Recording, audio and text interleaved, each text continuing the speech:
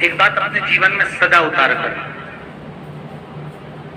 घर में अगर तुलसी का क्यारा है तो तुलसी महारानी हमें ये बता देती है कि हमारे घर में सुख आने वाला है कि दुख आने वाला। जैसे शनि अपना प्रकोप दे रहा है या शनि उतर रहा है, ये किसी से पूछने की जरूरत नहीं पड़ती, अपने आप मालूम पड़ता है। कैसे? शनि कथा अगर आपने सुनी हो तो उसमें व्याख्यान आता है शनि कथा में, पांवों की चप्पल बार बार टूट रही हो, कमर से नीचे जो वस्त्र पहने हो वो फट रहे हो, कहीं पजामा है, धोती है, आदि वस्त्र हैं, कपड़े हैं, वो अपने आप फट, आज के जमाने में तो फटे फटाए पहनते हैं लोग, फैशन, उसकी गारंटी नहीं है, उसका हम वर्णन नहीं कर रहा। हम जब पहनते हम समझ जाते हैं इसको शनि तो ऑलरेडी लगा ही हुआ। जब उनका घुटना घुटनी सब फटा हुआ दिखता है तो उसमें लग जाता है कि शनि पहले से लग गया बापड़ा, उनके पहने से तो मालूम पड़े। शनि का नियम है, शनि कथा कहती है पांव की चप्पल बार बार टूट रही हो, घिस गई हो, बत्ती टूट रही हो, कुछ कर रही हो, और अगर कमर से नीचे जो वस्त्र पहने हो वो अपने आप फट रहे हो, समझ ले कि शनि पांव से प्रवेश कर रहा, मतलब अपनी प्रखरता शनि दिखा रहा। किसी मंदिर में गए महाराज और वहां जाने पर चप्पल चली गई तो समझ लेना शनि की कुदृष्टि अब पड़ना बंद होना चालू हो। कितना सुंदर कहा है महाराज। जूता चप्पल आज के जमाने में तो फैशन हो गई साहब, घर की चप्पल अलग होती है, बाहर की चप्पल अलग होती है। लोग घर में चप्पल किचन तक में पहन के जाते हैं। अरे पानी ले जाओ सीओर से, रसोई घर में लोग चप्पल पहन कर जाते हैं, जहां भगवान का प्रसाद बन रहा है, जहां अन्नपूर्णा निवास कर रही है, और पूछो तो कह किचन की चप्पल है तो माथे पे रख लो। तुम अपनी माँ को जरूर देखना है, वो बूढ़ी माँ कितनी बार किचन में चप्पल पहन कर गई, मुझे जरूर फोन कर कर बताना। बूढ़ी माँ रसोई घर में आज भी बिना चप्पल के जाती है, और बहुओं की कहीं एड़ी भी फट जाए, ठंड भी बैठ जाए, इसलिए ये रसोई घर तक में चप्पल पहन कर जाती है। सूर्य नारायण की कथा पढ़ना, शनि महाराज की कथा पढ़ना, और गरुड़ पुराण की कथा पढ़ना। जिन जिन कथाओं का हम व्याख्यान करें उसको पढ़ना जरूर हो। क्या लिखा है?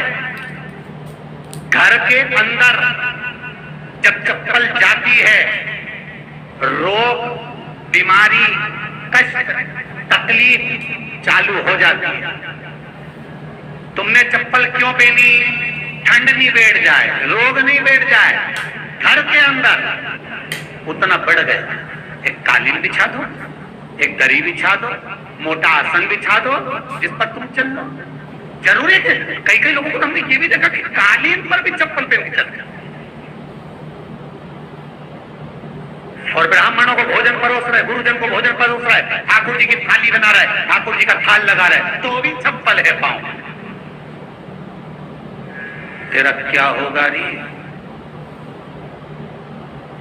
कालिया, क्या होगा? विचार तो करो।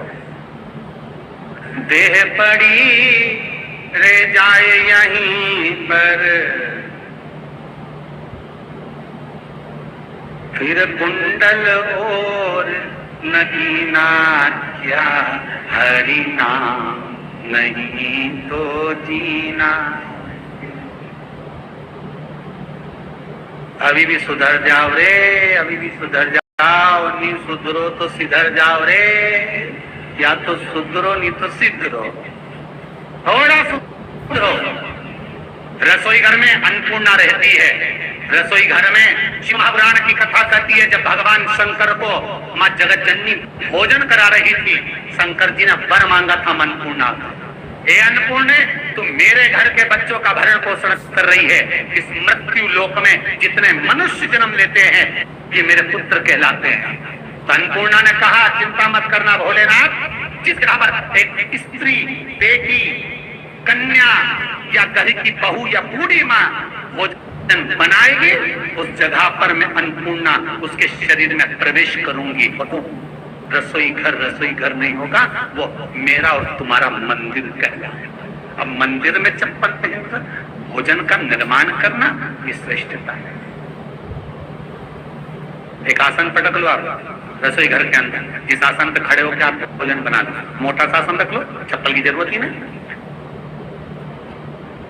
श्रीमद् भागवत कथा कर रही है तुलसी का मात्र, तो शनि अपनी दृष्टि बता देता है।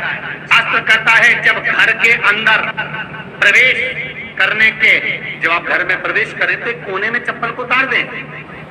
बाहर जगह नहीं है तो घर के अंदर प्रवेश कर लेफ्ट में चप्पल को उतार दें, और 7 या 3 कदम के अंदर चप्पल उतर जाना चाहिए घर के अंदर में। और उसके बाद अगर चप्पल अंदर प्रवेश कर रही है तो राहु के शनि के साथ प्रवेश करते हैं, जिसके घर में बीमारी कभी पीछा नहीं छोड़ती। शनि कथा, सूर्य की कथा का स्मरण करिए, आपको मालूम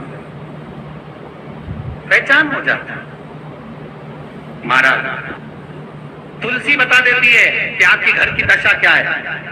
बार बार जल डालने के बाद भी तुलसी सूख रही है, बार बार आप पूजन कर रहे हैं, पाठ कर रहे हैं, तो भी तुलसी के दल सूख रहे हैं। तुलसी बता देगी कि तुम्हारे घर में तकलीफ आने वाली है, कष्ट आने वाला है, सूख रही है।